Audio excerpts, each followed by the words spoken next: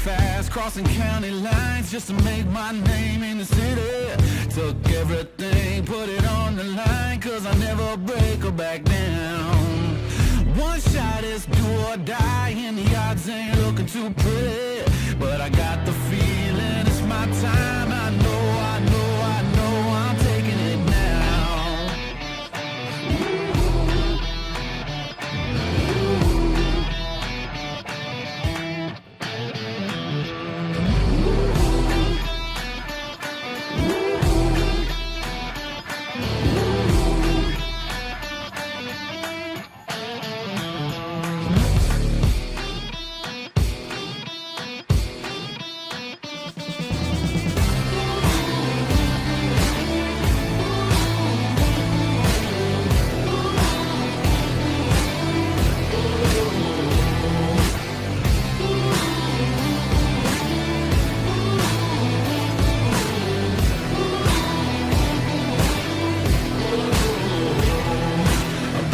Price of blood, sweat, and tears, and I never looked for salvation.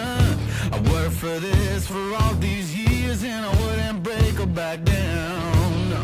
I fought through all my fears and all of my frustrations. I see the light is getting clear. I know I'm taking it now.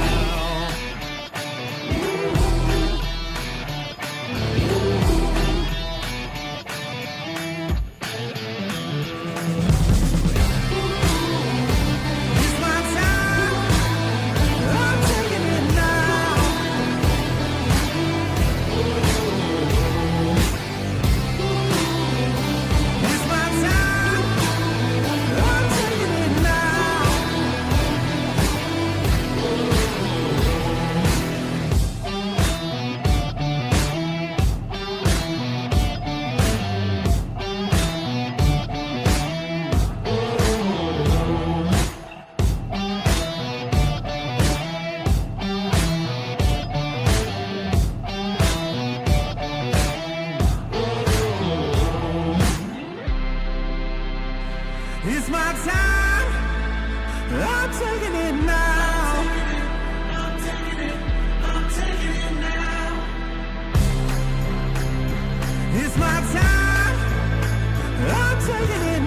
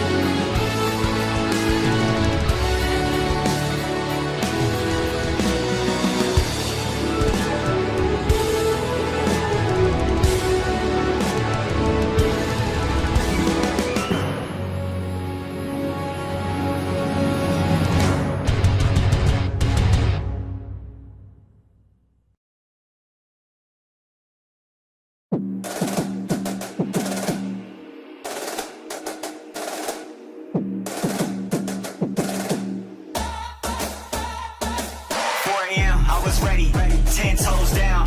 Trying to fill up stadiums, minimum sold out. Mind, body, and soul. Got a heart full of gold. They can never hold me down and keep my name on the low. How wild, my opponent been trying to chase for miles. The distance between looking like the West now. In my stamina adding up from setback, standing up. Look crazy, they see me and start pulling out their cameras. This is the eNASCAR College iRacing Series. Big dreams for a big pride. The cars may be virtual, but the racing and scholarships are real. Big dreams for a big pride. We got big bags, they got big problems. They big bags, that we big got it. I turn a big dream into a big profit. I turn a big dream to a big profit. We got big bags, they got big problems. They big bags, that we big got it. I turn a big dream to a big profit. I turn a big dream to a big profit.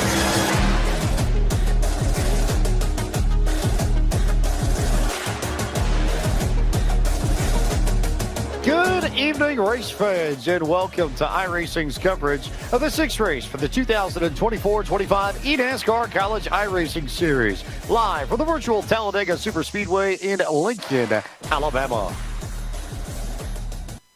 And a good evening to you all. James Pike alongside Taylor Burris and Josh Lee. Taylor, it's Talladega in the trucks. We know how crazy this can get, and I think the only thing we are assured of is to expect the unexpected this evening. Absolutely. One word for this track, chaos, is what to be expected here at Talladega Superspeedway. With the trucks, though, you know for a fact that it's going to be a lot more excitement that we're going to see from these drivers as we get closer and closer to the end of this season. There is only a couple of races left once we wrap up here at Talladega, so a lot on the line, and those scholarship funds are definitely going to be ones to keep an eye on here today. Not only the scholarship funds, but Joshua Lee, if you're trying to crack your way into the top 20 in points and you just haven't had the speed all season, this is an opportunity to really come away with a big points haul and shake up the standings a little bit to try and get yourself into the championship at Homestead come April. We talked about the three stars of the eNASCAR Coca-Cola iRacing Series leading the majority of the laps at the Watkins Glen Raceway that we raced at last time out. It's not going to be the story here at Talladega. Anybody can run to the front. Anybody can win this race. And that is immensely important, like you just mentioned, James, for those drivers that are on the outside looking in when it comes to that top 20 in points and want the scholarship money, also want a spot in the championship. This is the round that they have circled on the calendar as a potentially big points haul. Could see some new players in the picture over the course of tonight's proceedings. A reminder before we get going that drivers, you have the opportunity to start your engines if you compete in the eNASCAR College iRacing Series and participate in at least one time attack event. You will automatically be entered for a chance to win one of 8 prize packs, including a Logitech G923 True Force racing wheel and pedal set for the Xbox or the PC, and $30 in iRacing credits. You can visit playflycollege.gg for more info. Also worth noting that for those of you who want to create your own paint scheme in the college series, there will be an opportunity to do that as well as we advance in the spring. And you can scan the QR code on the lower right-hand portion of your screen for more information on that. So paints aside and craziness of Talladega aside, we are in for an entertaining night of racing, no question. And as Taylor mentioned, we'll come back to it, we're getting down to the business end of things. Talladega, Iowa, Charlotte, Homestead, Miami, the championship race. All that's left in the college series, Taylor, for season 2024-25. Absolutely. We go one more time with the trucks at Charlotte Motor Speedway on April Fool's Day. And then, of course, we also have 2 Xfinity races left with Iowa and Homestead Miami Speedway. And we know how much fun Homestead Miami is when it comes to racing with the Xfinity cars. So make sure you guys tune in on April 15th for the finale. And then, of course, the bumps and craziness that we'll see at the short track of Iowa in March 18th. An opportunity to come away with part of $30,000. That's the prize pool available at Homestead on April 15th. Let's learn a little bit more about Talladega Superspeedway, and let's dig into our track analysis for the evening presented by Playfly. I mean, what else can you really say about the Talladega Superspeedway that hasn't already been said? It's going to be fast, it's going to be frenetic, it's going to be chaotic, and built at 2.66 miles in length. Essentially, this was built as the track to be bigger, to be faster than the Daytona International Speedway, and boy, did they do just that. Also moving that start-finish line out of its characteristic spot, middle of the tri-oval, over down towards turn number 1. Idea being, well, if you move the start-finish line down by turn 1, James, you can sell more seats down in that area of the track.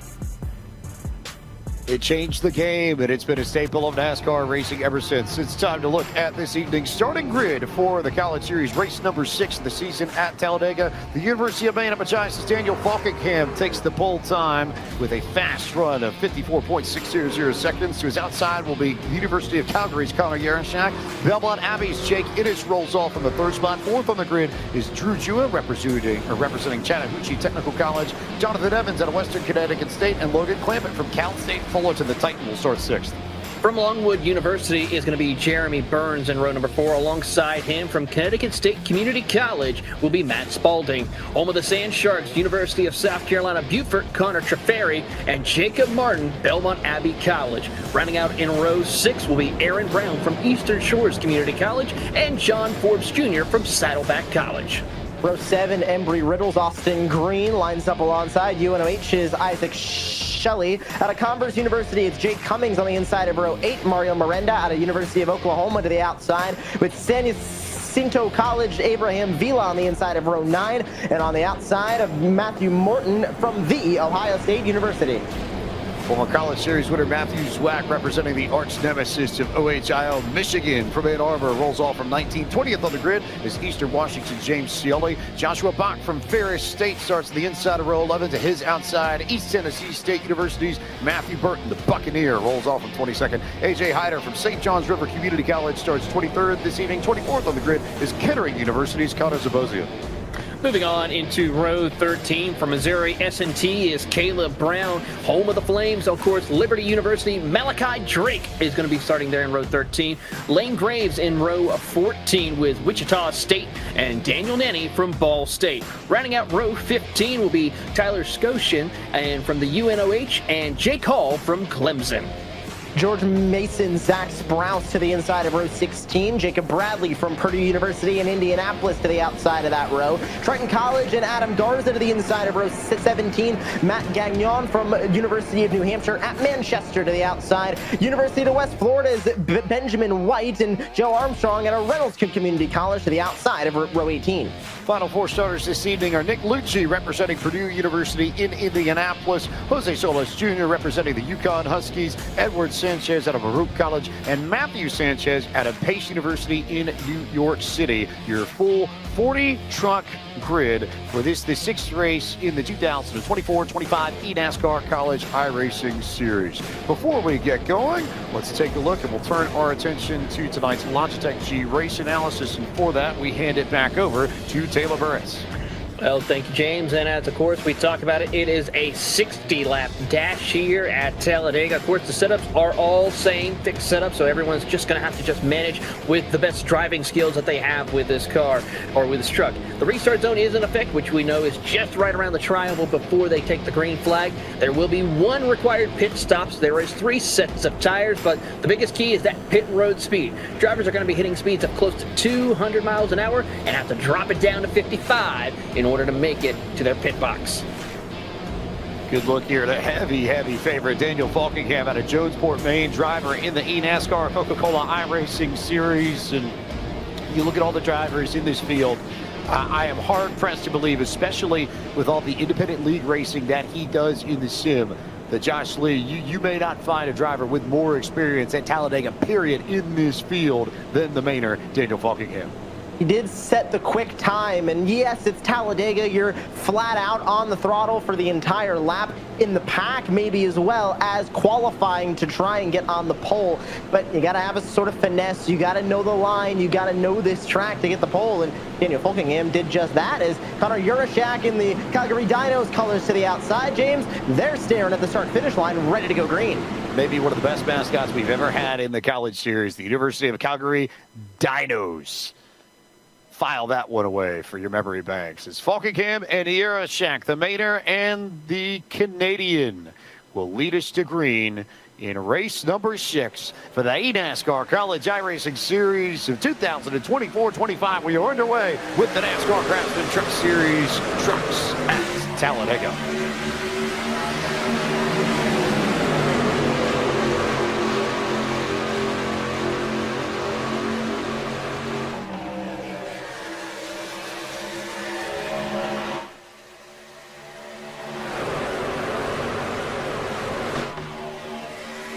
Trucks coming up to full song here. iRacing and Falkingham side by side already. We'll see these lines begin to form back up. And I think the immediate question is, because you have the opportunity to play strategy here, Taylor Burris, do you ride up front, especially if you qualified well, or do you see some of these drivers drop to the back? It already looks like a little bit further back in this field, there are drivers that are already thinking about the big one and trying to stay out of harm's way. Smart thing to do is, if you're pretty much 10th on back, you don't want to press the envelope. Try to get single file as quickly as you can. But if you're up towards that backpack, you got to try to find a way to get to that inside lane. Maybe do a little testing as far as how quickly you can get to the front by utilizing that outside lane. But it's too early on. You don't want to push the envelope here as they work their way down the back straightaway. Going on board with Jonathan Evans. To your point about the outside, Conor iRacing was able to roll the momentum on that high line with some help from Drew Jua and take over the lead from Daniel Falkingham. So outside lane showing pace already. Meanwhile, Jonathan Evans out of Western Connecticut State University here we run on board with. He currently sits in the 6th position. Josh? And they're still kind of figuring out what they want to do in this pack. These trucks draft very different than the Xfinity cars, very different than the Gen NASCAR Cup Series machines, specifically here at Talladega. I don't think we're going to see a third line really develop much at all, James, unless we get down to the twilight hours of this race and end up needing that third line to make headway, cover the checkered flag. But I think we're going to see a lot of this, the inside line being dominant, and a couple of trucks saying, hey, let's get an outside line going, let's get a bit of a march going up on the outside, and we're going to see a lot of high-speed pace laps 2x2, and right now, outside line not prevailing too much over the inside, but iRacing seems to have some good confidence there, and he gets a big shove from Drew Jua on that outside line and powers his way to the lead.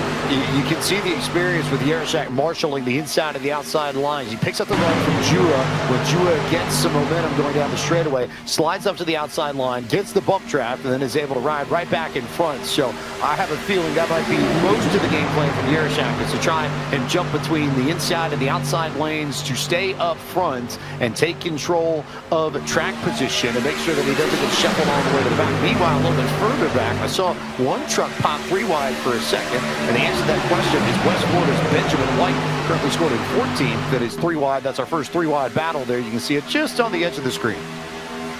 Yeah, it's not a good place for Benjamin White to be right now. He is going to start falling further and further back here with him having no help whatsoever. We're watching in this mid-back here, though, with Connor Trapari, Logan Clampett, as we see Falkingham now. He'll poke out to the outside lane and try to make a run for the race lead. Look at the momentum from Daniel Falkingham. He just blitzed Conor iRacing and jumped ahead by about a truck length. He gets a few pushes from Drew Jua just behind him. Jua, representing Chattahoochee Technical College, the Georgia native, understands weight racing pretty well. He might be one of the few that has the kind of experience that Falkingham has just when it comes to racing in competitive fields at Talladega. Those two do it on a pretty regular basis. So all the ins and outs of managing draft and figuring out where you need to be, I would expect those two to know what's up in a way that might not necessarily be the case for some of these drivers a little bit further back in the field.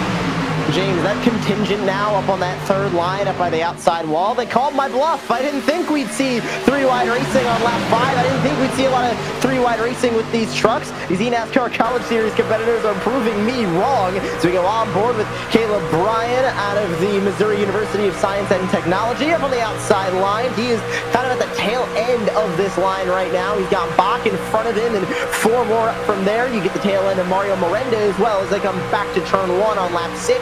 But that third line is there. They're not making too much headway. They're about even with the third lane right now as Caleb Bryan looks back to the middle. I do love, Josh, how you said that you didn't think there was going to be much of a third line, and then about a lap later, we get a proper third line that's already developed. They have to be. They have to have the broadcast on. Well, you clearly are beautifully brilliant at putting together a commentator's curse, is what I think we figured out here. As Connor Trafari and Matt Spalding are the ones marshaling that top line. Then Ben White, then Mario Berenda, then our onboards we saw just a moment ago with Caleb Bryan and Bach there. It's about 6 trucks in that high line. They don't have too many other takers, but there goes Drew Jua, who has decided to jump all the way to the top, and I believe, Taylor Burns, this is Jua just trying to get out of harm's way. Doesn't like what he's feeling, doesn't like what he's seeing amongst the leaders, thinks it's a little bit too tempestuous, and decided to back out of it to get himself some clean air, but also avoid a wreck if it happens up there. Yeah, I was watching a little bit with Ines in this mix along with Daniel Falkingham. Those two got a little bit too close for comfort and started snaking their way through. We see a couple of other trucks thinking about doing the same thing here as they work their way down the back straightaway.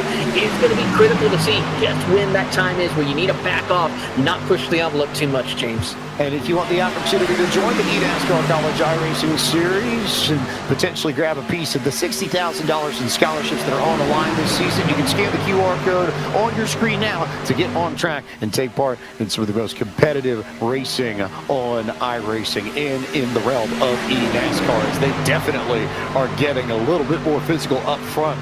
And Daniel Falkingham may find himself here at a Belmont Abbey College sandwich as Jake Innes and Jacob Martin are in control of the inside and the outside lanes respectively, and Falkingham is the one trying to make that middle one. That outside Belmont Abbey truck is falling back. The inside Belmont Abbey truck has just taken the lead, but the side-by-side is not done as they race back to turn 3, and we look back from Jacob Martin, who is leading the outside line right now in his Belmont Abbey College Toyota Tundra. We get a great look at him inside his sim rig as well. Losing touch now on that outside. He's about even with the 4th lane, but here comes a big run, and you can see the drivers behind trying to get right up on that back bumper to give a push. Spalding looks all the way up 4 wide. He's going to do exactly what we just saw James a lap ago, getting out of the pack, not liking what he's seeing. He falls out of the 3rd line completely. Now this contingent up here, just 3 trucks strong. And the tricky thing about running 3 wide in the tri-oval is that the yellow line drops and essentially gives you an extra lane as you pass through there, and then it narrows back up once you exit the tri-oval and make your way towards the start-finish line. And it's difficult, especially if you're up in that 3rd row, to sort of read what's happening on the inside and make sure that you make the right move to not get shuffled out of position. As it stands, the outside line, that 3rd lane, though, really edge falling off. Martin is going backwards, and they will likely drop into a double file setup here as Yarashak now controls the high lane up top.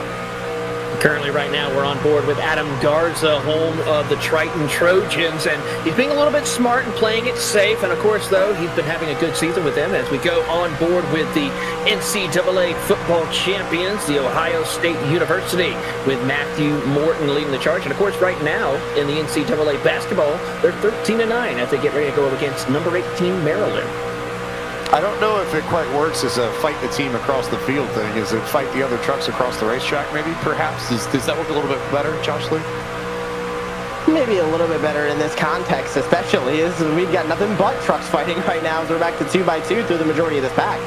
You know, Morton will want to show them Ohio's might as he rides back here. Just, I think part of this group, I see Abraham Vila in there as well.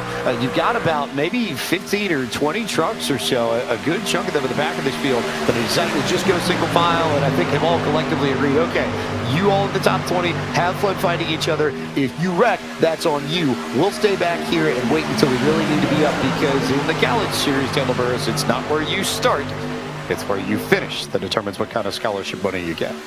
Absolutely. There is a little bit of money on the line here for each and every single one of these drivers inside the top 10. And it's going to get a little more dicey as we progress further and further. We should be seeing these drivers making their pit stops probably just around the halfway point as they work their way down into turn 3 and 4. But for Daniel Falkingham, being the Pied Piper right now as he tries to lead the field heading down out of turn 4. And Taylor, I think that's a really good point that you bring up there, that pit stops are something that are going to need to be considered. You saw it in the Logitech G-Race analysis that these drivers will have to make at least one pit stop as they start buffeting a little bit further back of the race leaders in this field. They go 3 wide once again. Drew Jua has got the top line rolling once more. But there's not really a huge window to take advantage of an early yellow. And I think that's also important to note as we look at this, that if we got a yellow, say now lap 15 or anywhere, I think to probably about lap 25, Josh Lee, I still think these drivers would have to come down pit road at least one more time unless we get around some yellows. Also depends on where they are in the pack as well. How much are they lifting? We're looking at the back of this field right now, and I say back, it's really about mid-pack as everybody's stacked up right here now where we're at the front of the field, 3 wide now returning. But if you're in the middle of this field, they were just 4 wide, James. If you're in the middle of this field, you're lifting a lot. Innes at the front of this field right now. Folkingham setting the pace at the front of these lines. They are flat out, no question about it. Everybody back from there, small lifts on the gas. Maybe they're trailing the brake a little bit to avoid really slamming into the truck in front of them. Obviously, you're going to save more fuel that way than you are leading the pack full throttle for the entire lap. So how much fuel are the guys really in the mid-pack saving right now that they can use later on, use if we get an early caution? I think we have to give credit to Benjamin White, who was every way sideways in the middle of turn 4.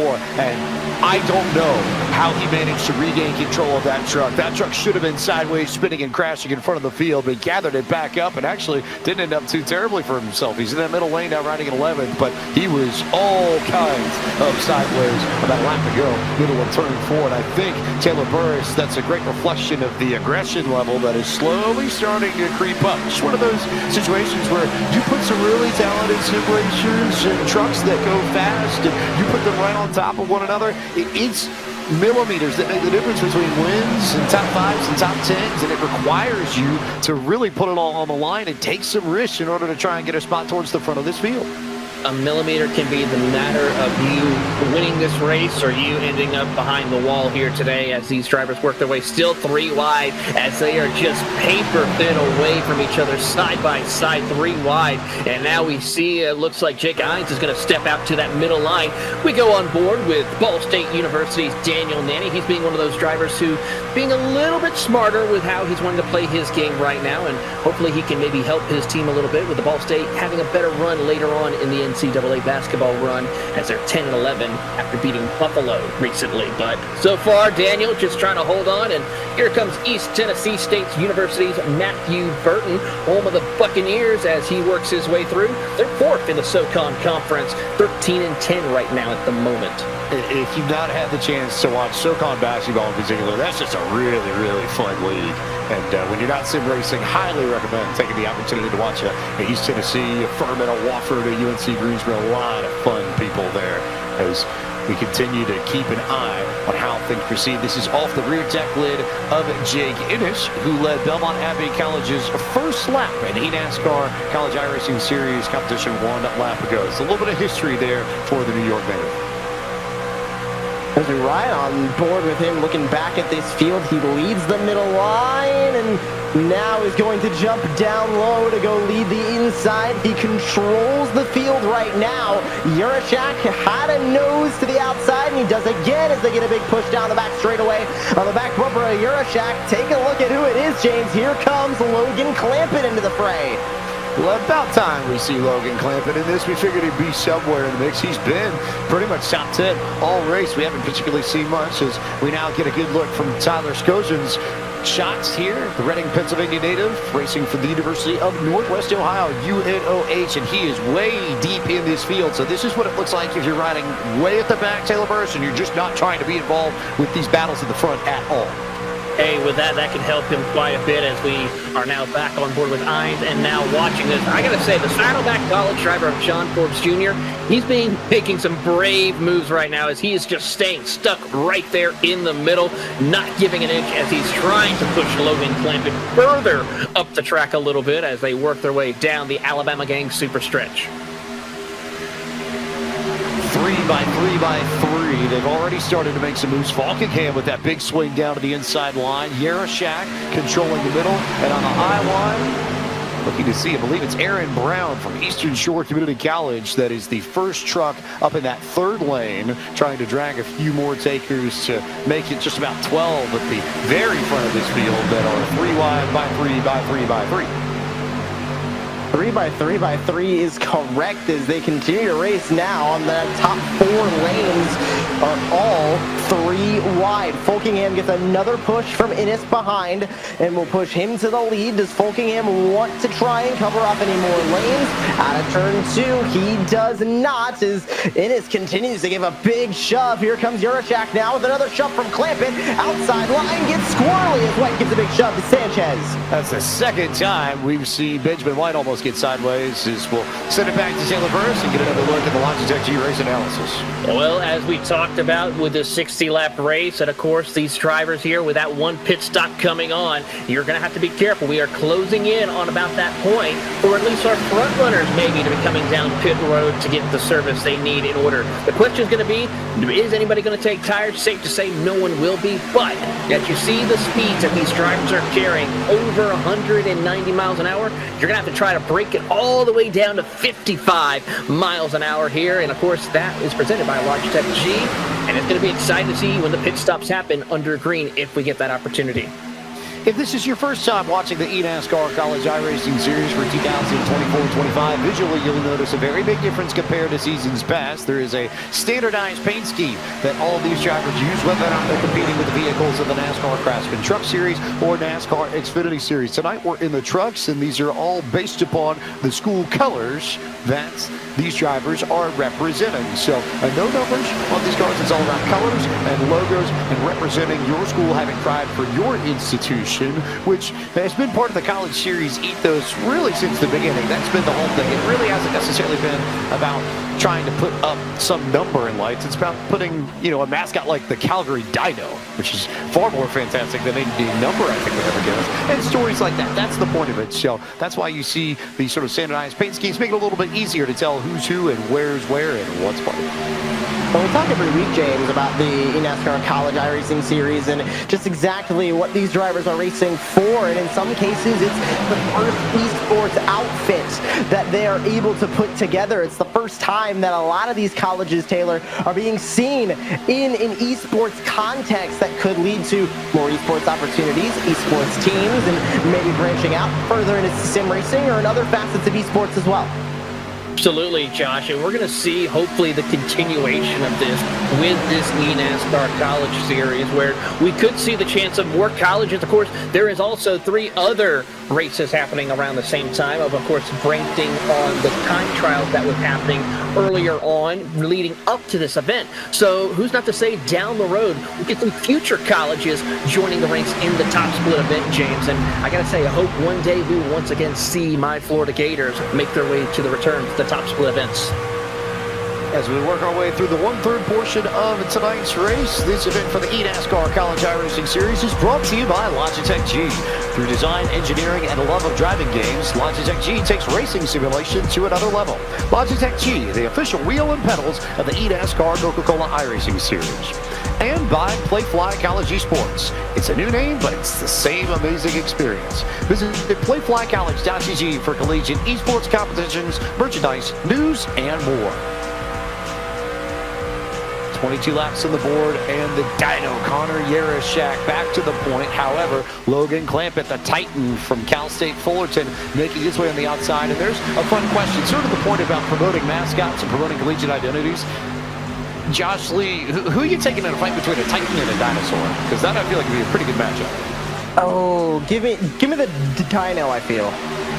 It's going to be close either way. Right. The Dino would just be a lot more scrappy and be able to really do some damage. But although, in fairness, Taylor Burris, you're also working against mythology, too. So, and we know mythology's got a lot of power as well, right? Absolutely, and hopefully one thing is the Titans can find a better way to pick up their winning ways, because right now they're on a 3-game losing streak. They're 6-17 right now, so hopefully Logan can maybe encourage them a little bit and not be beaten by a dinosaur here today. It may not matter, though, as Daniel Folkingham jumped right up in front of Logan Clampett, and the University of Maine Machias driver, who has long represented them and represented them well in the College Series, the first truck on the outside. But look at that run the bottom got with Juracek Yurashak and Innes. If he decides to, Innes could pop up to that outside lane. If he decides not to, so here comes the run with Falkingham and Clampett from that high line once more. That run on the outside line continues as now we settle into lap 24, nearing halfway done with this race, James. We've seen that third line be developed now a handful of times. Everybody's settled their way to 2x2. Does that mean pit stops are on the horizon, or does that mean these drivers are just trying to buy a little bit of time? The middle of this race can be crucial. At the beginning, you're kind of figuring out what your competitors are doing, you know, who's a good pusher, who can lead a line, what does my truck have that somebody else's doesn't, am I better in the pack than some of these drivers? End of the race, it's very much get to the checkered flag, get as many positions as you can before you reach the start-finish line on the last lap. Middle of the race is very much survive. Get through the green flag pit stop, survive racing in the pack, and as we go on board with Mario Miranda from the University of Oklahoma, he's sitting on the outside line, P11 right now, just trying to make some headway, log some laps, and he's in the line, almost led by Logan Clampett out of California State University, Fullerton. Daniel Falkingham in front of him leads this line. Cal State Fullerton, the 2004 champions of the NCAA Men's College World Series. Zach Sprouse, the George Mason Patriots, they had that fabulous run to the men's Final Four in 2006, upset the Yukon Huskies. The Stafford, Virginia native working his way on that high line, starting to gain some positions, currently scored in the 21st position, looking to gain a few more spots here as he continues to roll that high line and be the third, or rather up in that third lane. And then Jake Hall out of Clemson University, the Tigers having a fabulous season on the men's basketball side in ACC play. And Taylor, we were talking about a big matchup coming up against the Duke Blue Devils later on this week. Oh my goodness, it is going to be a big ACC game between them and the Blue Devils. Of course, they got a lot of work to do against that number 2 team this weekend. See a little bit of movement there up in the front. Austin Green making his presence known at the front end of this field. The Embry-Riddle Aeronautical University driver drops from the middle to the inside, and that will allow Falkingham to take the lead in that middle lane once more. They get a good run of momentum, but it won't necessarily pay off, Josh Lee, until they get back to turn 4, and you can see what that outside lane, or lanes plural in this case, can really do. Only 4 trucks strong right now up by the wall. They need more help if they want to make a run at the lead. We haven't seen that third line really be the line buster yet and get down to the bottom, send a truck all the way to the lead. But that bottom lane still led well by Austin Green. Yurashak now behind. Daniel Falkingham, Jake Innes, Logan Clampett, all within this top 5. And I feel like a broken record, James, saying the same names over and over at the front, because it's pretty much what we've got is now under the yellow line goes Jake Innes. Can he get back up? Remember, this is technically out of bounds. He gets up safe. He'll lose a spot to Evans, loses a spot to John Forbes Jr. as well. Gets back up. P9 now for Innes. That was fabulous work by Innes. Now, to clarify that situation just a little bit, the double yellow line or single yellow line, as you see it, represents out of bounds. You cannot go down below it to advance your position, but if you lose track position, you can just slide back up and take the place where you were. So Innes lost a few spots, but he did not end up wrecking the truck, and I couldn't tell entirely, but it looked like somebody got a really good bump just behind them, and there were about 2 or 3 trucks that were a little bit looser on corner exit coming out of 2 laps time by than they'd like. But Taylor Burris, again, I think that in and of itself is an indicator that business is picking up, especially as we approach the halfway point. We may see pit stops soon. Absolutely, James. We're going to see these drivers now. They're starting to work their way through. As we just see now, White and Clampett drop down to the bottom of the racetrack right there. They realize they're closing in on the end of this fuel run.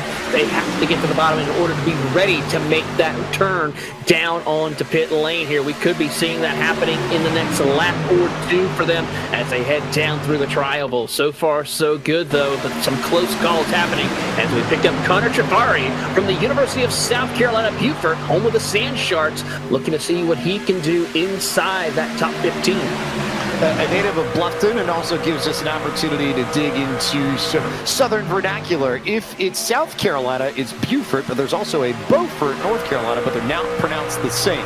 And fun facts, Josh Lee, Justin Malillo, who is responsible for coordinating and painting most of these schemes, this is one of his favorites, and with the way the navy and the lighter blue play off of each other, I can see why he likes this. This is a good looking truck. It's also just one of the coolest mascots that we've got as well, the Sand Sharks. But you can take a look at the graphic right now, official rules, and now QR code for the paint contest for the eNASCAR College iRacing Series. But the caution is out, James. That is caution number 1, just shy of halfway. We were on board, and we just saw everybody start scattering off of turn 4.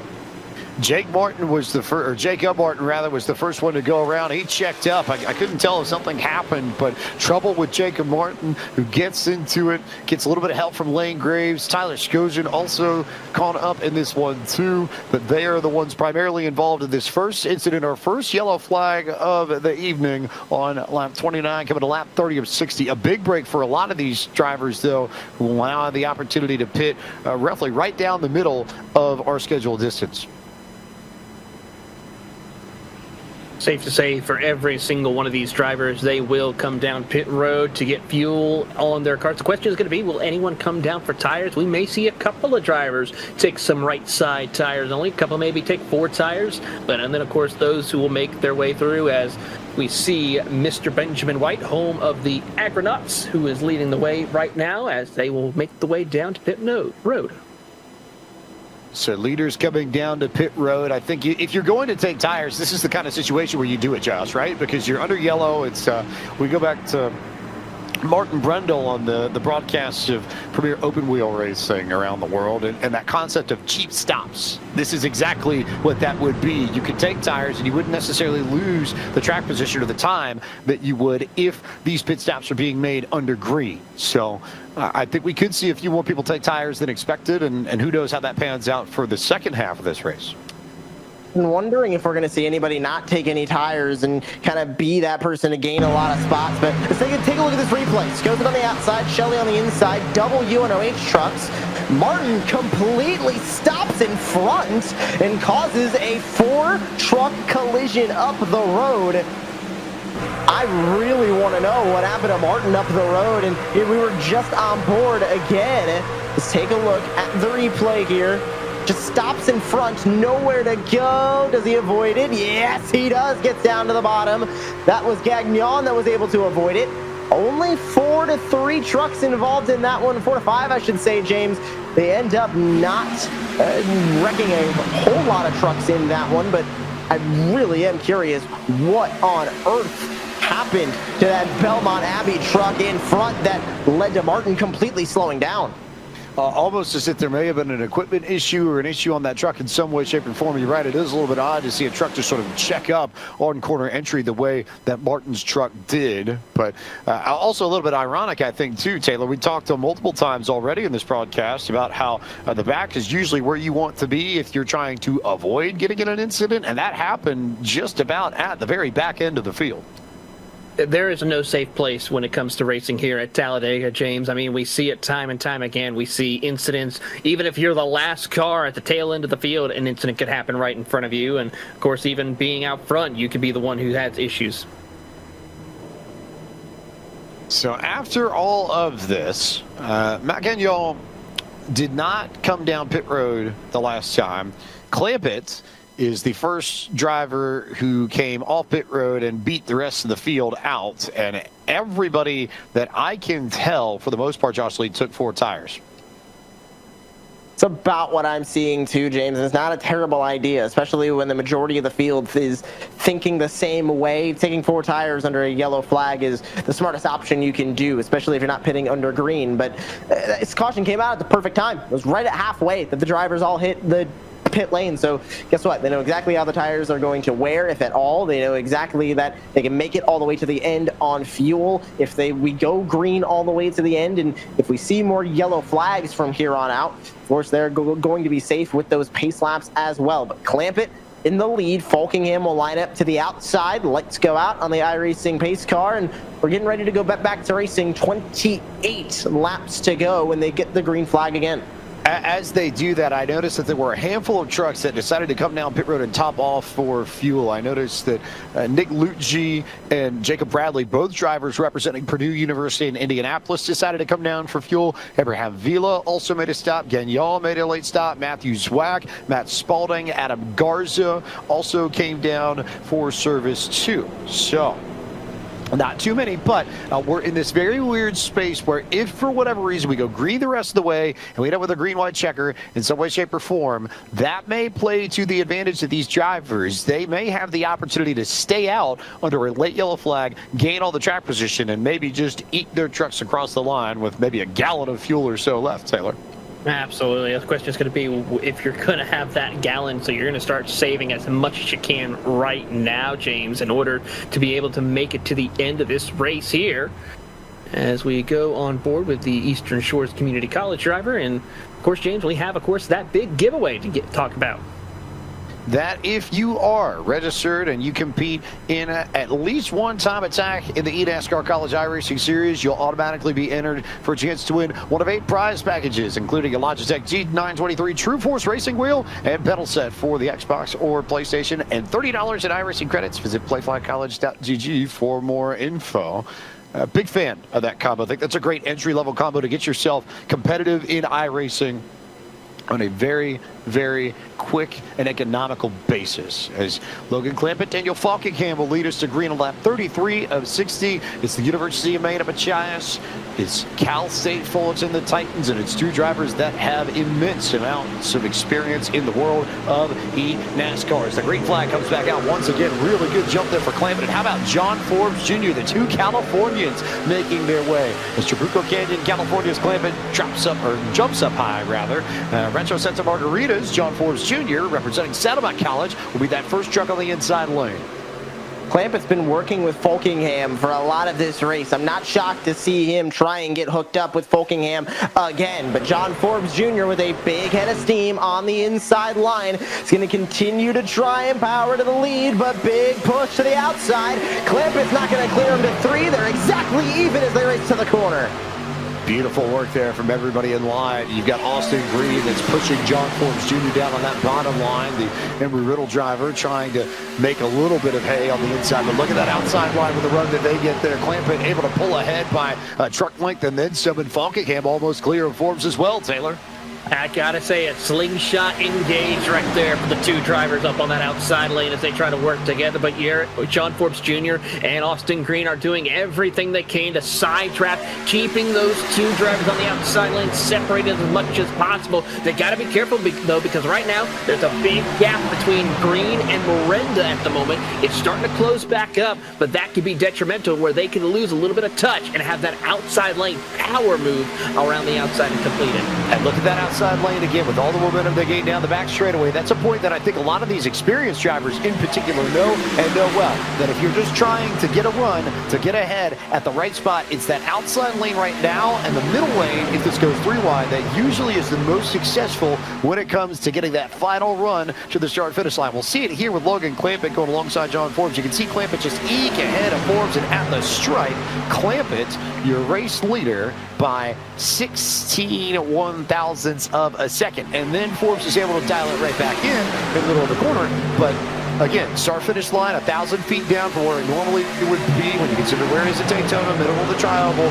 So that's something I think you have to factor in the back of your head as well, especially here at Talladega. That could be huge when it comes to the race to the finish, James, but here comes the outside, and Jua wants to step up, so does Benjamin White. They both get up there in 3 and 4. Big head of steam now to the 3rd line as Clampett gets stuck in the middle. All the way down to the bottom is Austin Green. They are 3 by 3 now for the race lead. Benjamin White's going to take it all the way up by the barge boards. Top to bottom, White leads the way. Top to bottom in the middle, Benjamin White is absolutely fearless. He's had the rear end of that truck sideways on multiple occasions, but what a move from Benjamin White to go from the middle to the top to the middle and out of the bottom as we go on board a little bit further back with Joshua Bach. This is what it looks like at the bottom of 3 wide, Taylor. It certainly is. Joshua Bach really working hard there in the Ferris State machine. Of course, Ferris State, one of the Great Lakes intercollegiate AC teams, and they're 19 and 4 right now, and he has really got that team spirit on as he tries to work his way through the mayhem that's in front of him. The other important thing I think worth pointing out to our audience watching Josh Lee, look at that outside line. We've not really seen more than about 4 trucks in that outside line through the race up to this point. Now there are 6, 7, 8 if you count. I believe that was Jake Hall. Yes, it was. You just saw him peek out of the picture. There's a veritable third lane now that we've not had really up to this point in this race. We haven't even had that momentum that they had there as well. And Benjamin White and Drew Jua, major props to them. They saw the run that Zach Sprouse was leading up there, and they decided, you know what, we're taking the chance. They went up together to the outside line and got a huge run going through turns 3 and 4 to push Benjamin White to the lead of this race. He still controls it. Now from the middle line, he's got Clampett behind. Clampett gives a bit of a shove. Daniel Folkingham was flirting with the outside, decides to go back middle. Now up top goes the driver from 4th on the middle line. Here comes AJ Hyder to play with the lead. Benjamin White now drops to the inside lane, and now it's going to be 3 wide between White and Clampett and Folkingham at the front of this field. We right on board with Edward Sanchez, a Baruch College, the Brooklyn native here. Stuck on the bottom, Taylor Burris right down to the inside of this 3 wide pack. He is just trying to keep a smooth hand as best that he can here. And Baruch College native is trying to hold on. He's got a couple of other drivers who are trying to pin him down against that yellow line as best he can. But he's trying to just focus in, get himself ready to make a run through turn 3 and 4. Gets a little bit of a good run. Has to back off, though, as we go on board with Aaron Brown from Eastern Shores Community College, as he is trying to get that outside 3rd lane rolling. And it's starting to come to play for him right here. Aaron Brown, the Nelsonia, Virginia native, a lot of talent over on the eastern side of the state of Virginia, down by the Tidewater region, sort of just off of the Chesapeake Bay. Lots of drivers in real-life racing and sim racing with plenty of speed, so no surprise to see Aaron Brown up in the front of this. He is just tailing 2 trucks. Zach Sprouse is leading that outside lane, a fellow Virginian. We go a little bit further back. This is Matt Gagnon representing the University of New Hampshire at Manchester out of Londonderry, New Hampshire. Doesn't quite have a front row seat for the 3 wide that we've got going on up there, but he is not too far back.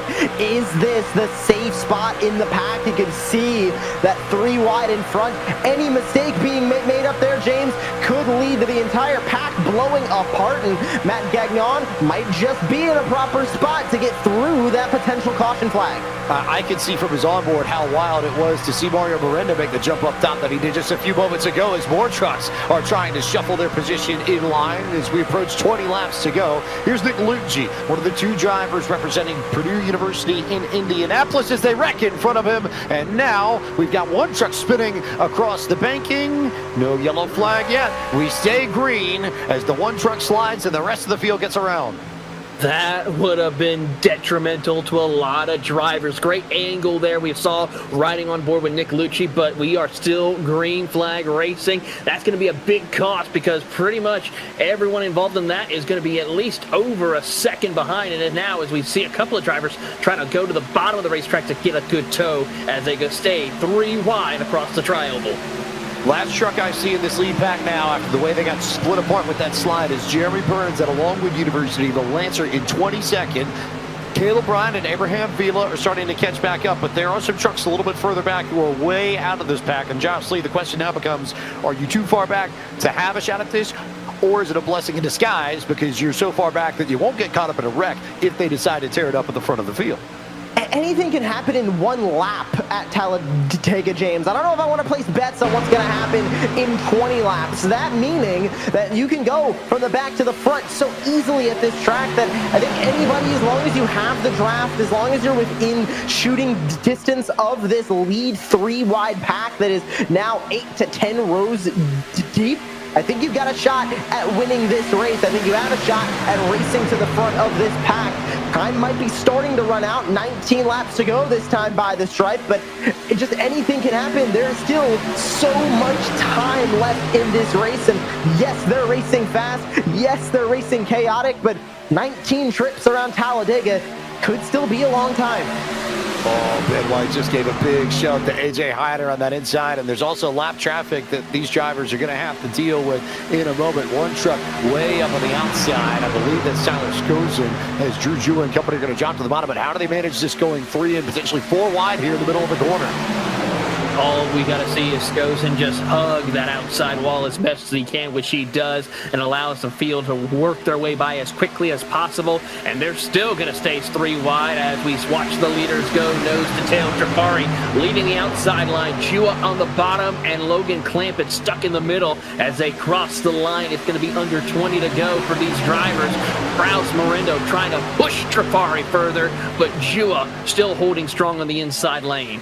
How much more fluid are these 3 lanes going to be? It seems like, especially right at that merge point where you lose the lane exiting the tri-oval. We talked about that earlier in the broadcast. That's where I'm seeing a lot of drivers make moves, and that's a place where you can do it. But Josh Lee, that's a dangerous place to do it because the lines sort of reform and you can get caught transitioning. You're jumping between them, and there is an opportunity that you may get turned around if you move incorrectly at that point of the track. Something worth watching as they come back next time by around it.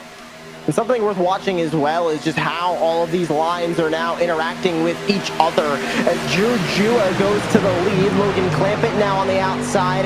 Connor Trafari leads the 3rd line. Do we have a 4th line starting to form? Abraham Vila was feeling a little frisky up on the top line, and he is still top of 4 wide through 1 and 2.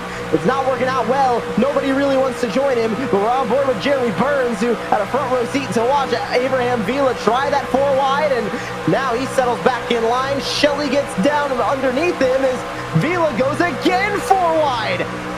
Abraham Vila trying to find something up there, but he hasn't really found anything of note up there as Jeremy Burns, the Longwood Lancer, sits at the very back of this pack for the most part, though that middle lane starting to creep up just a little bit, passing trucks here and there. We now all go on board with Jake Cummings, representing the Valkyries of Converse University out of Pufftown, North Carolina. Yes, it looks like Pufftown. It is pronounced Pufftown for those who might be natives to the China, North Carolina, or Northwest North Carolina, as he makes contact with Zach Sprouse, and Zach Sprouse goes around, and the George Mason Patriot is the victim here and brings out the 2nd caution. We might have to get a look at the replay here, but it might have been some contact that might have caused that big one here at Talladega, James, as the field will catch up to the pace car, and Drew Jua will be your new race leader after all that holding on during all the chaos. So yellow flag out on lap 45, 16 laps left to complete this race. And an incident on the entry to turn 1 between Jake Cummings and Zach Sprouse changes the picture a good bit here. Looks like Jonathan Evans also was involved in this too. I saw a little bit of contact between Evans and Cummings. But Cummings, Evans, Sprouse, the 3 that started all this. And with 15 to go as well, this is going to turn into a sprint to the checkered flag when we go back to green. Drew Jua scored as your race leader. Logan Clampett, AJ Hyder, Daniel Folkingham, Benjamin White. The top 5 back from there at the moment of the yellow flag. But we take a collective exhale. We're going to rack them up again for another restart, James, and I'm expecting them to be 3 wide pretty quick like they were off of that last restart as we will grab a look at what brings us under this yellow flag. It was in the middle of the pack. Cummings comes up. Sprouse and Evans gets pushed into the wall. Yurashak's up there as well. And I think Cummings just blended up the racetrack and ran out of room. Well, he was trying to find a lane. You'll see it here as we go on board Daniel Manny and look at the contact there between Sprouse and Jake Cummings. But if we can roll that back just a little bit, you see Cummings try and find a place amongst the 3 rows on the entry to turn 1. This will be a good shot of it. Watch the purple car in the middle. Tried to make a move, tried to find a space to just be okay, and tried to jump up top. I almost wonder if he didn't realize he had a truck high because he sort of drifted up like he was trying to get into that 3rd lane. Just sort of went a little bit higher than normal, but that was enough to get into Evans, and Evans gets into all sorts of trouble, as does Zach Sprouse.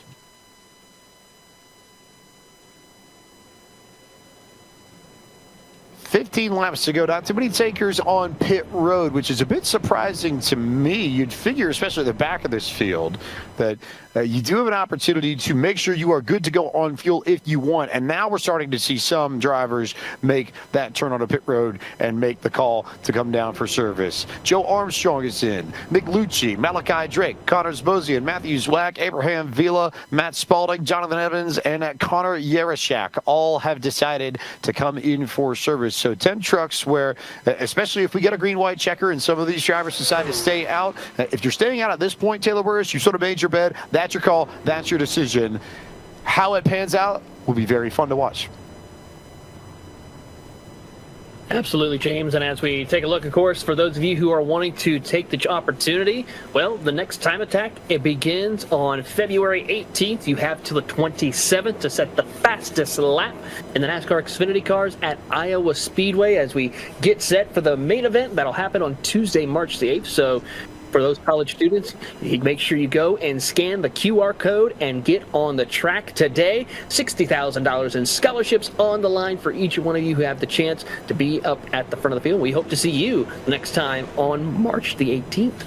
A little bit of a breather for us so far as the schedule is concerned, just with the way the calendar works. We'll have an iRacing build in March to look forward to, so a little bit of a breather for us. We had a short break here between Watkins Glen and Talladega, but we've got a long break between Talladega and Iowa, and I think that point, Josh Lee, is really where we'll start seeing the stretch run to the end of the college series, because at that point it's Iowa, it's Charlotte, it's Homestead, Miami. That's it so far as the college series goes in season at 2024-25. Let's talk about the last handful of races. I mean, Michigan International Speedway, Kansas, Watkins Glen, Talladega, going to Iowa next. I mean, I just listed 5 completely different racetracks, and I don't think you can go much polar opposite than Talladega and the NASCAR Craftsman Truck Series vehicles and Iowa Speedway and the NASCAR Xfinity Series vehicles. I mean, 2 completely different races that we're going to talk about, pretty much 2 completely different storylines as well when we get there.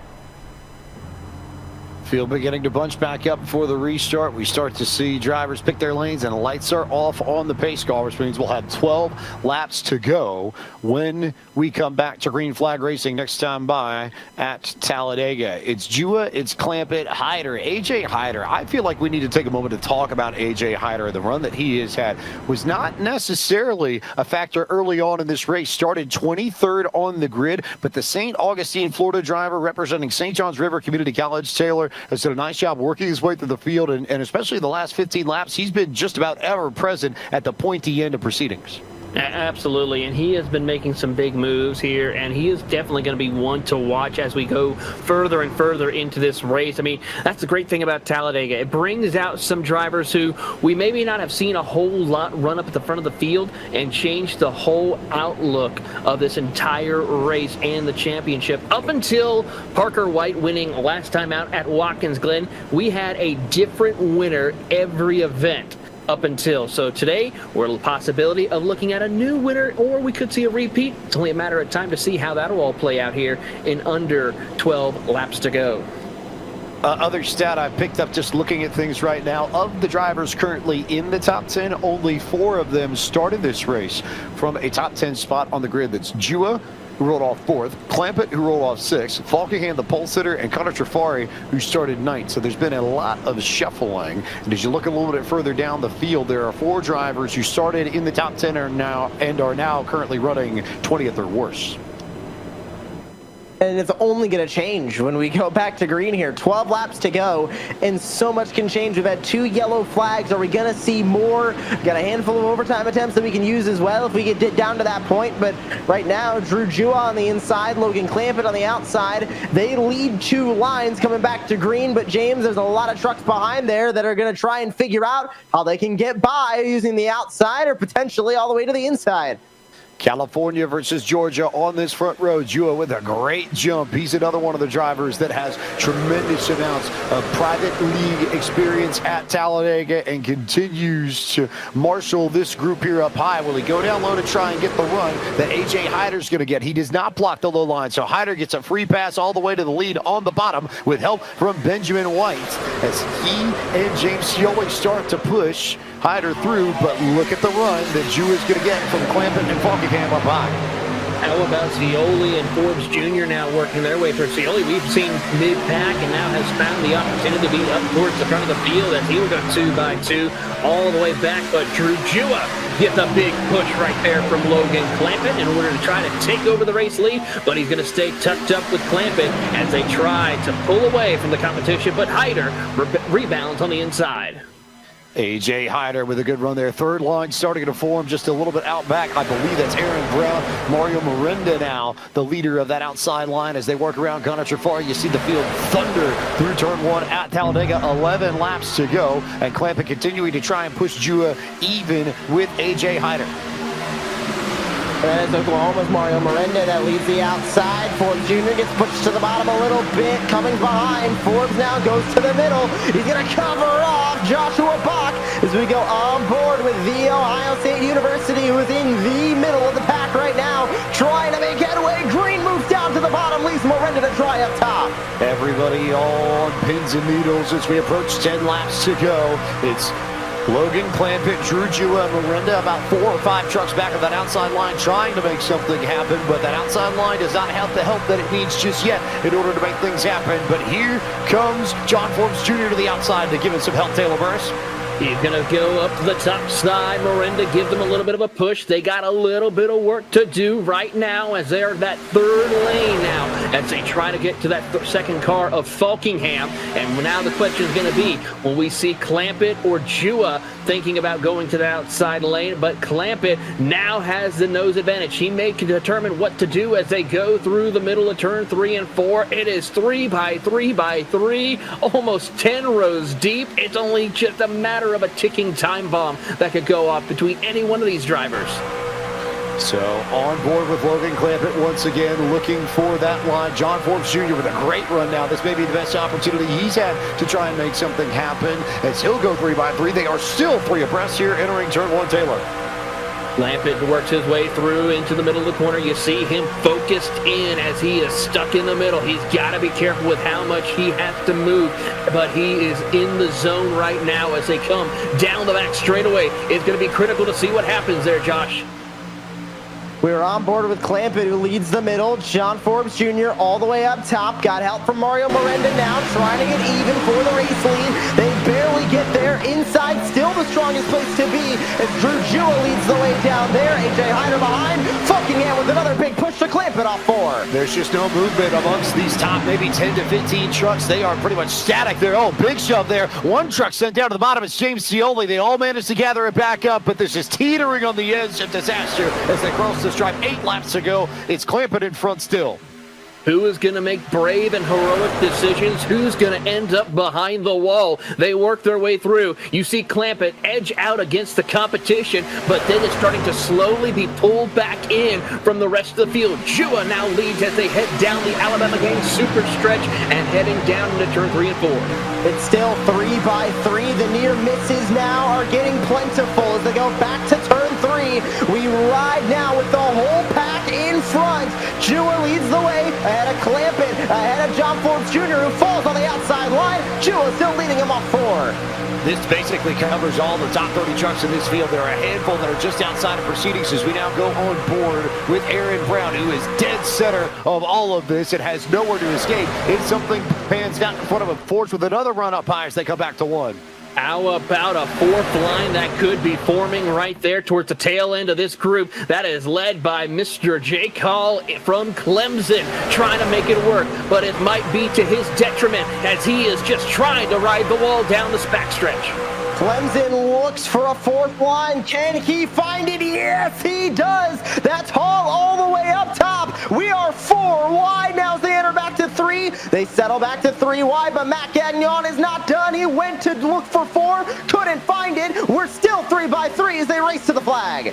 Clampett going to get the run on the outside. He should have the lead at the stripe. What will that 4th lane do? Another truck decides to poke out from the top. That's Jose Solis Jr. representing the Yukon Huskies. They're still 3 abreast at the front. They're still pretty much just parked at 180 miles an hour. Here they come back into 1. Clampett and Jua now have starting to pull away and trying to make sure that 3rd lane dissipates as John Forbes Jr. is trying to get it restarted and refired.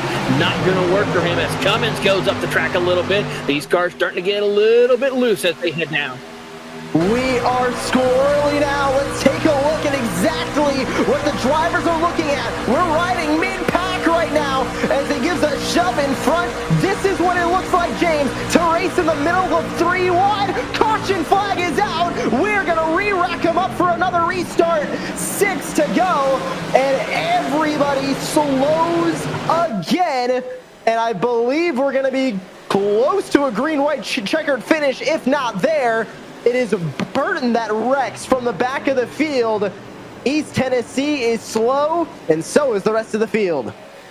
Yeah, but it was Burton and Jake Hall that were the two that made contact in the middle of turn 3 and 4. So Burton goes around, Hall goes around. I couldn't totally tell who else got damage. I believe, just trying to look at this, Isaac Shelley may also have gotten a piece of this. I don't think too many other drivers did, and Matt Gagnon was the other one that got involved with this. So 4 trucks involved with significant damage in this incident that slows us with 5 laps to go, and we will almost certainly be approaching green-white checker territory at this point, Taylor. Certainly is the case there, James, and it's going to be right on the money, depending on how quickly we can go back to green flag racing here. But for Drua and Clampett, they get a moment to take a breath, regather their thoughts, and then lock it back in for this chance to see if they will end up on the top step here and with the big money for today's action. This also, I think, is a huge benefit to the drivers who decided to come down pit road and top off at that last yellow. And the leader of that group right now, and a name that I think we're going to have to pay attention to, because in his first 2 races of the eNASCAR College iRacing Series, he really has shown a lot of skill and a lot of great racecraft. Joe Armstrong, representing the Rams of Virginia Commonwealth University out of Richmond. Really strong run. He's 23rd now, but he's the first car that's come down pit road. So he's the first car good on fuel. Here's a look at the incident. Josh Lee. And that was another instance of trying to go 4 wide. It just did not work. We got Shelley in that one, who's been in his fair share of incidents tonight. Looks like 4 trucks as everybody else scatters. But that was the driver out of Clemson that tried to go for a move again on 4 wide. Jake Hall he made it work. We saw it. We called it out. He made it work and did not make it work on that instance as we just went on board with Missouri. And back to turn 3. We'll take one more look at this. James just tried to go 4 wide. Matthew Morton was there. He barely avoided it. And that was Bryant as well there, who also got a pretty decent wreck avoidance as well. Just a big bit of trouble here as we'll go on board with Austin Green, and we'll see just how wildly this panned out in front of him. You look at Hall, you see the origin purple and Clemson just up top, and let's see how he managed to sneak through this down to the bottom. They continue to wreck in front of him. Really difficult to figure out where you go because they just sort of sat on that inside lane, and he just checked up enough to get around all of it. But a good front row seat to see how that panned out, Taylor Burris. The best thing he can do right from what he just did, not panic and just get slowly on the brake as he can. Try to just judge it. And, of course, when that smoke was there, he was calm, cool, and collective and just skirted his way on by to stay in competition for this event. So a few trucks torn up as a result of this. Jake Hall with a very mangled front end, and Matthew Burton with significant left front damage. A few more trucks on pit road as it stands, just trying to repair their vehicles and stay on the lead lap. As we sit, we currently have 36 trucks that are scored on the lead lap with Drew Jua, though that should change once Jua comes back down the start-finish line. If you like what you are seeing and if you are ready for more eNASCAR action, the biggest series of them all returns to competition 1 week from tonight. It's the 16th season of the eNASCAR Coca-Cola iRacing Series, and as per tradition, it kicks off from the World Center of Racing. Round 1 of the 2025 eNASCAR Coca-Cola iRacing Series comes to you from Daytona International Speedway next Tuesday night, February 11th, 8 p.m. Eastern, and you can catch all the action on eNASCAR.com/live.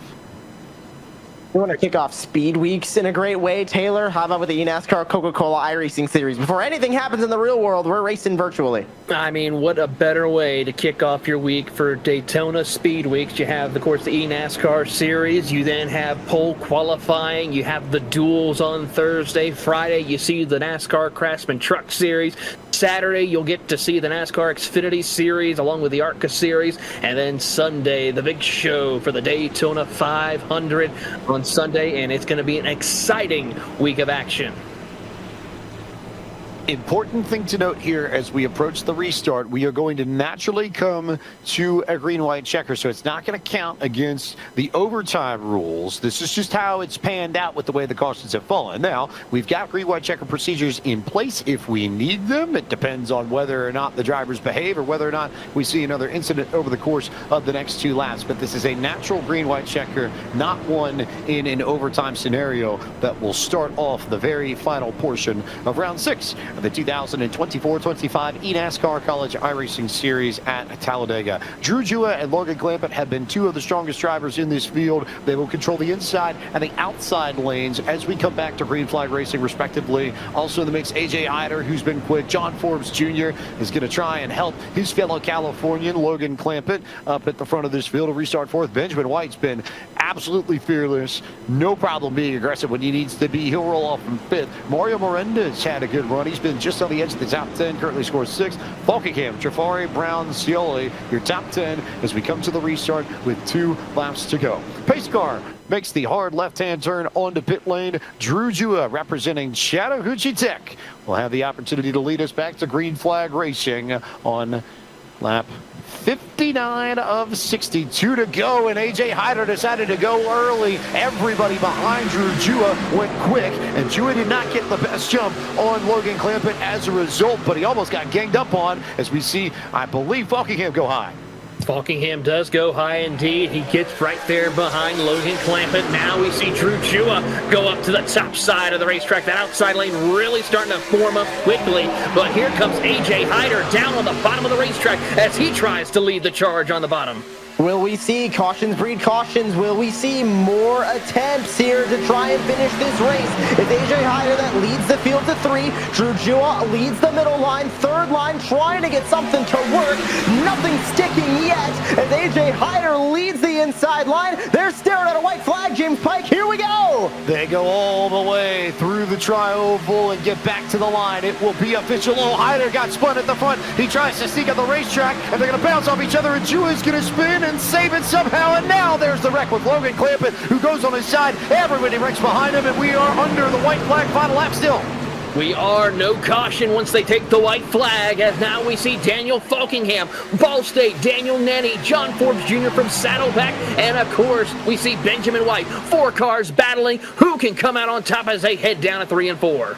Falkingham got through a huge wreck. John Forbes Jr. did as well. Nanny tucked in behind the back bumper of Daniel Falkingham. Benjamin White tucked in behind John Forbes Jr. 4 drivers, 4 different colleges represented. James Pike, it's a tandem draft battle to the checkered. White and Forbes with the run on the high line will inch ahead of Falkingham and Nanny, but will the Daniels be able to gang up and make this work in their favor at the end as they drive to the stripe? Falkingham and Forbes bounce off of each other, and at the line it is John Forbes Jr. by 1/1000th of a second in the closest finish in the history of the eNASCAR College iRacing Series. The Rancho Santa Margarita, California native representing Saddleback College gets his first career win in absolutely epic fashion. Talk about exciting finish here for John Forbes Jr. Welcome to Victory Lane here today, and what a better place to do it than at Talladega. Unbelievable stuff from John Forbes Jr., who just hung on, stayed in the picture enough, got a little bit of damage from that incident that took out his fellow Californian Logan Clampett. And Josh Lee, what a drag race of drag races to steal this one at the line from one of the best to do it in the college series, Daniel Falkingham. James Pike, have you ever? No, I've never. That was as exciting as you could get from Talladega. It felt like a throwback battle. They were tandem drafting all the way to the line. It was contact out of the tri-oval, and John Forbes Jr. held on to win it by, I'll use Darrell Wallstrom's line, okay, a 16th of an inch? I don't even think a 16th of an inch would cut it. I think it was even closer than that, as John Forbes Jr. from Saddleback College is going to put them in victory lane. It's a place they've known well before. Here's a look at the final lap. Taylor Burris, we get to relive all the epic action all over again. We certainly did. Falkingham and Nanny had a great run as they were able to skate their way through the chaos. And, of course, Forbes and Benjamin White try to work together. Forbes edges out, and as they stay side by side, tandem drafting, you almost thought maybe a driver like Aaron Brown could maybe sneak his way with a podium finish if these four came together.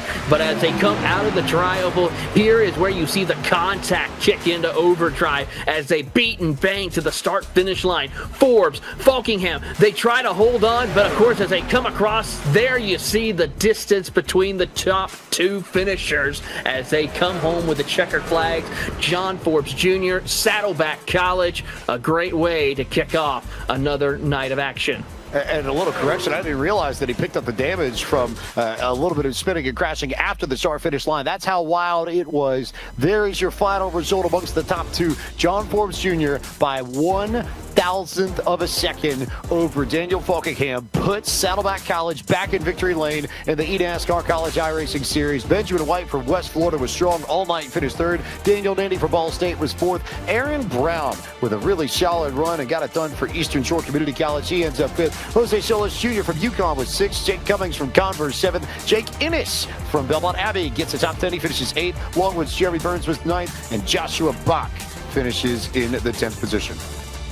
Connor Zaboisian is going to come home in 11th with Purdue. Nick Lucci in 12th position. University of Northwestern Ohio, Isaac Shelley 13th. Jonathan Evans in 14th. Connor Yarashak in 15th, followed by Adam Garza 16th. Drew Jua from Chattahoochee Technical College will be in 17th with Matt Spalding in 18th. Oklahoma with Mario Miranda, and of course the Michigan Ann Arbors of Matthew Zwack round out your top 20. The Ohio State University and Matthew Morton finishes P21. Clemson's Jake Hall 22nd. James Cecily, Connor Trafari, and UNOH's Tyler Skokson rounds out your top 25. AJ Hyder, who was up there at the front at the end, ended up in that massive wreck on the last lap, ends up P26. Purdue's Jacob Bradley 27th. Joe Armstrong, Austin Green, and Caleb Bryan from Missouri S&T rounds out your top 30. Final 10 drivers, Liberty's Malachi Drake was 31st. East Tennessee's Matthew Burton, 32nd. UNH at Manchester's Matt Gagnon, 33rd. Pace's Matthew Sanchez, 34th. Edward Sanchez was 35th. Clampett, after being up there all race long, finishes 36th. Lane Graves for Wichita State was 37th. Abraham Vila, 38th. George Mason, Zach Sprouse, 39th. And Jacob Martin from Belmont Abbey rounding out the 40-car field. Let's turn our attention to the driver that came home second this evening. Taylor Burris is with Daniel Falkingham representing the University of Maine Machias. Here with Daniel Falkingham. Daniel, 1/1000th of a second was what cost you the chance of taking home the checkered flag, your second of the season, but still a great race effort for you. Tell us, it wasn't until probably you crossed after the line you realized that you came home second.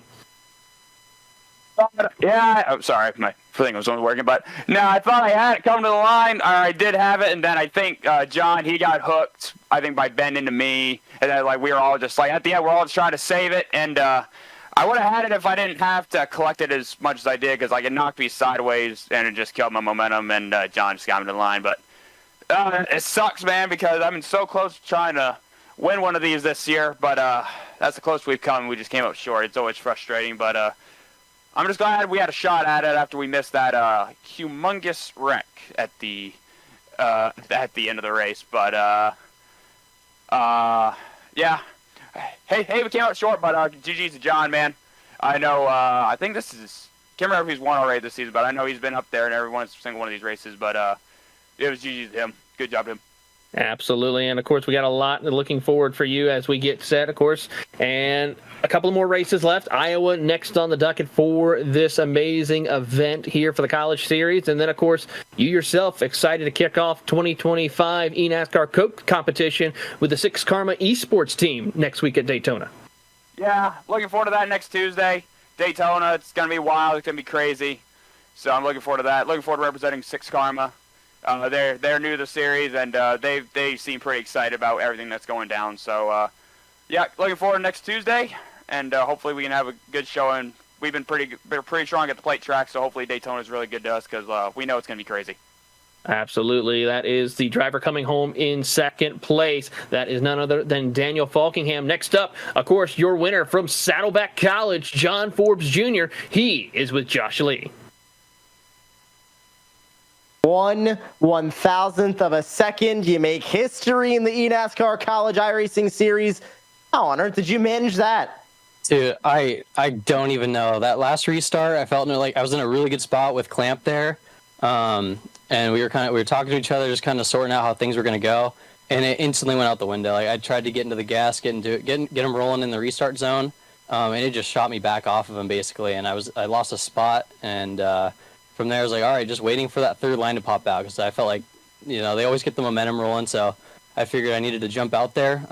We kind of dabbled with it. I think a couple of guys were out there, but spotters telling me there wasn't a lot of cars. It was kind of going back and forth, but then we're going through the trail over there, coming to the white, and everything breaks loose. I just see smoke everywhere, and I'm just like, okay, moving. Spotter tells me go high, so I trusted him. Can't see anything, just trucks everywhere. Go to the outside, and I just see clear racetrack, and we were able to get through that.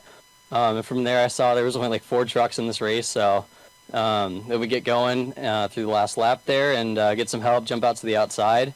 And I haven't even gone back to look at the replay, what happened in the Trioval, but I thought it was done. I thought we'd lost the race, and then all of a sudden, we're like loose coming through, everybody's spinning, and then I see the ticker jump right at the end. So I'm just waiting a few seconds and updates. I see 1,000th of a second we took that one. I cannot believe that. That was insane. Just a little bit of door bumping, a little bit of rubbing there coming out of the Trioval to get that win. But not only are you in victory lane, you put Saddleback College back in victory lane. How much does it mean to you to be representing your college in an esport like this? Yeah, I mean, that's awesome. They're always helping support and stuff. So to get them a win that wasn't with Logan this time, it's super awesome. It's such a bar to jump into with Logan, putting all the stats down, all the wins and stuff he has in basically the same car, same scheme and everything. So trying to fill that role, it's been really tough the past couple seasons.